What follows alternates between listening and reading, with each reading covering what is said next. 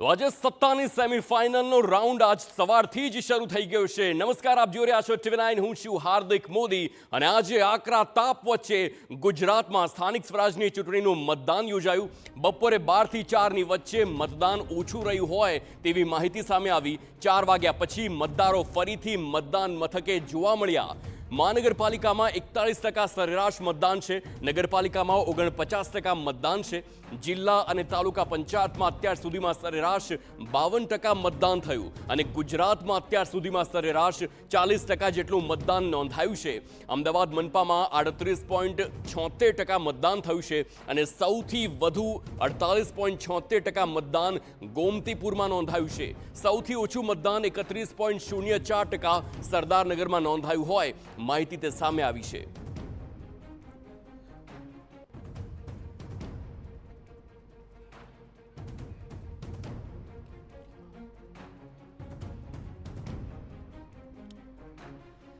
તો જેમ જેમ ગરમી ઓછી થઈ રહી છે તેમ તેમ મતદાનનો આંકડો છે તે પણ વધી રહ્યો છે। સંવાદદાતા રોનક વર્મા અમદાવાદથી લાઈવ જોડાઈ ગયા છે, તેમની સાથે જ સીધી વાત કરીશું।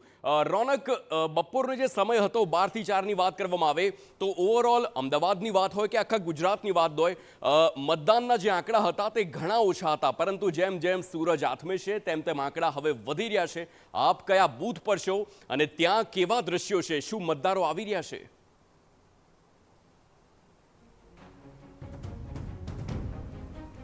બિલકુલથી આજે વહેલી સવારથી જ સ્થાનિક સ્વરાજ્યની ચૂંટણી માટેનું મતદાન છે તે યોજાઈ રહ્યું છે। સવારે 7 કલાકથી જ આ મતદાન પ્રક્રિયા ચાલી રહી છે।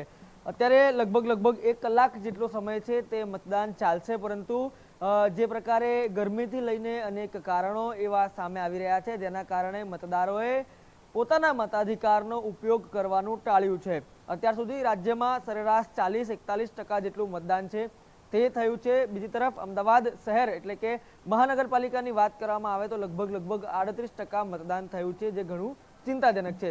બીજી તરફ સૌથી વધુ મતદાનની વાત કરવામાં આવે તો ગોમતીપુરમાં સૌથી વધુ મતદાન છે તે થયું હોવાની પ્રાથમિક માહિતી છે તે મળી રહી છે। તો બીજી તરફ સૌથી ઓછું મતદાન છે તે સરદારનગર વોર્ડમાં થયું છે। ન માત્ર એટલું, પરંતુ અનેક બૂથો આપણે જોયા જેના ઉપર છેલ્લા 2 થી 3 કલાકથી છૂટાછવાયા મતદારો છે તે આવી રહ્યા છે।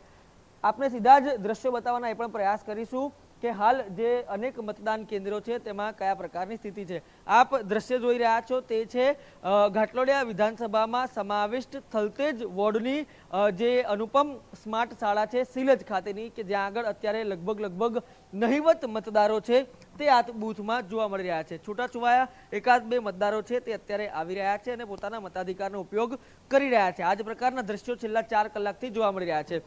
થોડી વાર પહેલા અહીંયા ઉત્તર પ્રદેશના ગવર્નર આનંદીબેન પટેલ દ્વારા પોતાના મતાધિકારનો ઉપયોગ કરવામાં આવ્યો। તેમના દ્વારા પણ મીડિયા સાથે વાત કરતા એ વાત કહેવામાં આવી કે તમામ લોકો છે તે મતદાન કરવાનું ટાળી રહ્યા છે, ક્યાંક ને ક્યાંક ગરમીનું બહાનું કરી રહ્યા છે, પરંતુ તેમના દ્વારા પણ એક વાત એ કરવામાં આવી કે કોઈ શ્રમિક હોય, કોઈ ખેડૂત હોય, તે લોકો પણ ગરમીમાં કામ કરતા હોય છે, પરંતુ આપણને ક્યાંક ને ક્યાંક એસીની આદત પડી છે, આ જે બહાનું છે તે યોગ્ય નથી। આ પ્રકારની વાત છે તે પણ તેમના દ્વારા કરવામાં આવી છે। આ તમામ બાબતો વચ્ચે અત્યારે જે મતદાન છે તે ચાલી રહ્યું છે અને આગામી 1 કલાક સુધી આ મતદાન યોજાશે। બીજી તરફ કેટલાક વોર્ડની વાત કરવામાં આવે તો તે વોર્ડમાં પણ આ જ પ્રકારના દ્રશ્યો છે તે સામે આવી રહ્યા છે। અમદાવાદમાં વાત કરવામાં આવે તો કુબેરનગર સહિતના વિસ્તારોમાં કેટલાક છૂટાછવાયા બનાવો છે તે સામે આવ્યા હતા। તે બાદ અત્યારે કોટ વિસ્તારની વાત કરવામાં આવે તો ખાડિયા સહિતના વિસ્તારોમાં જે ભારતીય જનતા પાર્ટીના નેતાઓ છે તે લાઉડસ્પીકર લઈને અનેક પોળમાં ફરી રહ્યા છે, મહત્તમ મતદાન કરવા માટેની અપીલ છે તે કરી રહ્યા છે, પરંતુ ક્યાંક ને ક્યાંક આજે